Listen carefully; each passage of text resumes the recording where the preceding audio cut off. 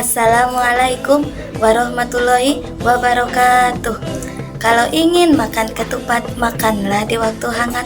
Kalau ingin mendapat rahmat, jawablah salam saya dengan semangat. Assalamualaikum warahmatullahi wabarakatuh. Alhamdulillahirabbil alamin wa bihi nasta'in wa ala umuri dunya waddin wassalatu ala asrofil anbiya'i wal mursalin wa ala alihi wa sahbihi ajmain. Amma ba'du. Yang terhormat kepada Bapak dosen pengampu, pertama-tama marilah kita panjatkan puji syukur kehadiran Allah Subhanahu wa taala seluas langit bumi, sedalam lautan, bertepi-tepi nikmat Allah yang akbar takkan terukur, walau dengan sejak-sejak yang indah, yang mana telah melimpahkan rahmat dan karunia-Nya kepada kita, dan tak lupa kita curahkan kepada baginda junjungan kita yang mana telah membawa kita dari zaman kegelapan hingga terang menderang, yakni Habibana wa Nabiyana wa Maulana Muhammad Sallallahu Alaihi Wasallam, dan kepada keluarganya, kepada para sahabatnya, dan kepada para tabi'in dan tabi'at, dan sampailah kepada kita selaku umatnya. Amin ya rabbal alamin. Alhamdulillah, hari ini kita semua diberikan kesempatan oleh Allah Subhanahu wa taala untuk berkumpul di tempat yang berbahagia ini.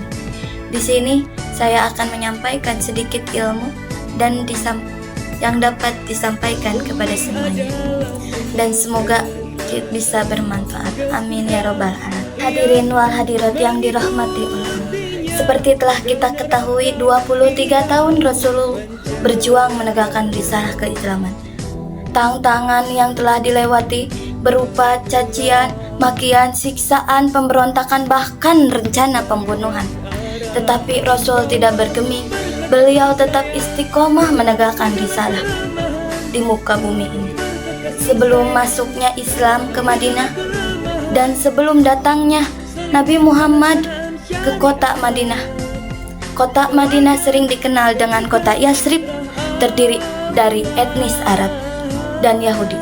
Agama yang dianut oleh penduduk Yasrib adalah agama Yahudi, Nasrani, dan penyembah berhala. Agama Yahudi yang dianut oleh beberapa suku, yakni Bani Az dan Aus dan Konuko Bani. Ketika suku ini tetap memeluk agama Yahudi meskipun Islam tersebar di Madinah, mereka kebanyakan bekerja sama dengan kafir Quraisy untuk mengusir dan membunuh Nabi Muhammad. Akibat menentang Islam, Nabi Muhammad mengusir mereka dan dari kota Madinah. Selain Yahudi, penduduk Yasrib juga memeluk Nasrani. Mereka memeluk agama Nasrani pada tahun 343 Masehi ketika Kaisar Romawi, sisanya pengikut agama paganisme, yakni kepercayaan benda-benda atau kekuatan alam. Praktek peribadahan mereka bertentangan dengan orang Yahudi dan Nasrani. Sebelum datangnya Nabi ke Yasrib, suku dan kelompok masyarakat di Yasrib berperang satu sama lain. Yang paling terkenal adalah Perang Samudra antara suku Aus dan Haz yang berlangsung selama 120 tahun. Suku Aus dan Haz berasal dari suku terbesar di Yaman, yakni suku Az. Keturunan terpecah menjadi dua kelompok, yakni bermusuhan, yaitu Aus dan Haz. Kedua suku ini datang dari Madinah karena adanya banjir besar yang melanda mereka. Di Yaman mereka bekerja di Madinah sebagai buruh dengan bantuan kaum Nasrani.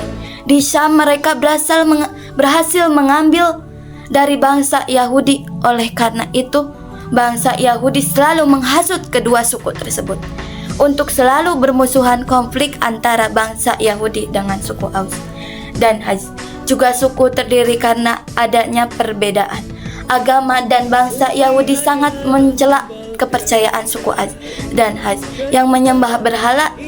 Orang Yahudi sangat mengancam bahwa akan seorang nabi yang akan membunuh penyembah berhala. Maka ketika suku Aus dan Haz mendengar adanya orang yang mengakui menjadi nabi, mereka dan setelah itu mereka mencari berita nabi palsu, dan setelah itu berjumpalah dengan nabi dan menghasilkan baikoh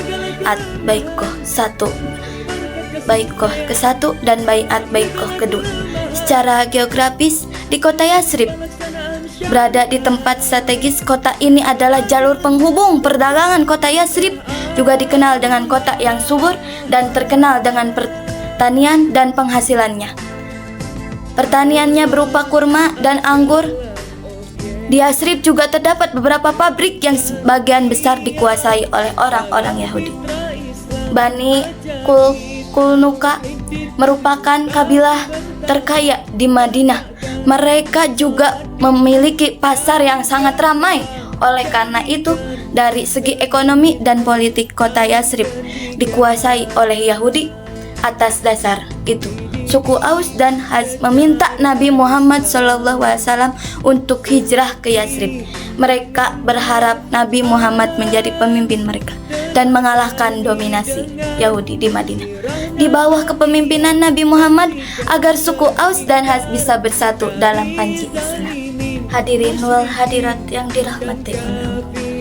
Awal mula masuknya Islam di Madinah dengan peristiwa hijrahnya Nabi Muhammad dari Mekah ke Madinah pada tanggal 12 Rabiul Awal yang bertepatan dengan 17 September 622 Masehi.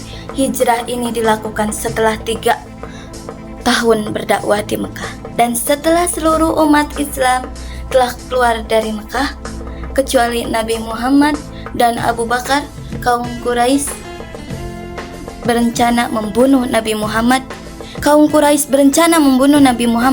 Namun beliau berhasil melarikan diri ke Madinah dengan bantuan Sahih dan Sahil bin An di Madinah. Nabi Muhammad membangun masjid pertama dimulai dengan sejarah perkembangan Islam di kota tersebut. Madinah menjadi pusat dakwah dan peradaban. Islam berhasil mewujudkan tantangan masyarakat baru yang beradab dan maju. Para hadirin sekalian yang dirahmati oleh Allah, secara sosiologis hidrologis terdapat beberapa faktor yang melatar belakangi hijrah Nabi Muhammad SAW. Di antara faktor tersebut antara lain didahului dengan adanya baiat janji suci yang diikuti oleh orang-orang Madinah. Padahal itu tidak banyak orang yang mengetahui tentang Arabia. Hal ini karena Arabia hanyalah daerah yang tidak menarik bagi bangsa lain. Suasana Yatsrib yang begitu kondusif merupakan berita gembira bagi Nabi Muhammad SAW sebelum melakukan hijrah. Yang hal ini karena suku Aus dan suku Khazraj di Yatsrib telah masuk Islam dan bersedia menerima Nabi dan ajarannya. Dua suku tersebut masuk Islam dalam 3 gelombang. Gelombang pertama terjadi pada tahun ke-10 kenabian. Saat itu beberapa orang dari mereka datang ke kota Mekah untuk melakukan ziarah ke Baitullah. Mereka disambut oleh Nabi Muhammad SAW dan beliau memperkenalkan diri kepada mereka. Kemudian Nabi mengadakan pertemuan di Aqabah dengan mereka. Dalam pertemuan tersebut mereka menyatakan beriman dan masuk Islam. Gelombang kedua terjadi pada tahun ke-12 kenabian yang bertepatan 621 Masehi. Jumlahnya 12 laki-laki dan 1 wanita.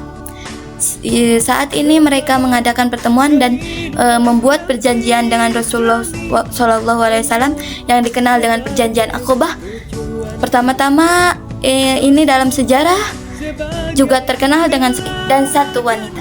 Saat itu mereka mengadakan pertemuan dan membuat perjanjian dengan Rasulullah yang dikenal dengan perjanjian Aqabah. Pertama, perjanjian ini dalam sejarah Islam juga terkenal dengan sebutan perjanjian wanita karena adanya wanita bersama Afra bin Afid bin Ta'alab ikut di dalam perjanjian tersebut. Gelombang ketiga terjadi pada tahun ke-13 kenabian. Sebanyak 73 penduduk Yatsrib berkunjung ke Madinah dan mengajukan permohonan kepada Nabi Muhammad SAW agar beliau hijrah ke Yatsrib. Kembangan peradaban Islam di Madinah pada zaman modern telah melibatkan beberapa aspek seperti politik, keagamaan, dan sosial. Beberapa perubahan terkait Islam di zaman modern, contohnya seperti Piagam Madinah. Piagam Madinah yang dibentuk oleh Rasulullah menjadi konstitusi negara Madinah dan mengatur berbagai aspek kehidupan masyarakat tersebut, politik, ekonomi, agama. Piagam ini juga menunjukkan nilai-nilai kebersamaan, tanggung jawab sosial, toleransi, dan sikap saling menghormati. Politik Madinah menjadi pusat perkembangan politik modern oleh Rasulullah yang menetapkan di kota ini. Pada masa Khalifah Abu Bakar, Umar bin Khattab, Utsman bin Affan, Rasulullah mengatur sistem politik dan membangun masjid yang menjadi sentrism politik dan masyarakat. Militer pada periode Madinah, Rasulullah mengatur sistem militer untuk menjaga keamanan umat Islam dan membuat keselamatan bagi orang kafir. Kedua contohnya seperti ekonomi. Rasulullah mengubah sistem ekonomi oleh menghilangkan sistem asli dan mengandasi sistem ekonomi yang telah berkelanjutan. Agama. Contohnya seperti agama, Madinah menjadi pusat perkembangan agama Islam dan mengarahkan perjuangan penyebaran agama hingga kini. Kota ini menjadi tengah dalam perjuangan Rasulullah untuk menyebarkan Islam dan menghormati kebersamaan antara umat Islam, solidaritas sosial Islam di Madinah. Meningkatkan solidaritas sosial dan menjadi basis untuk bangsa muslim yang berada di daerah.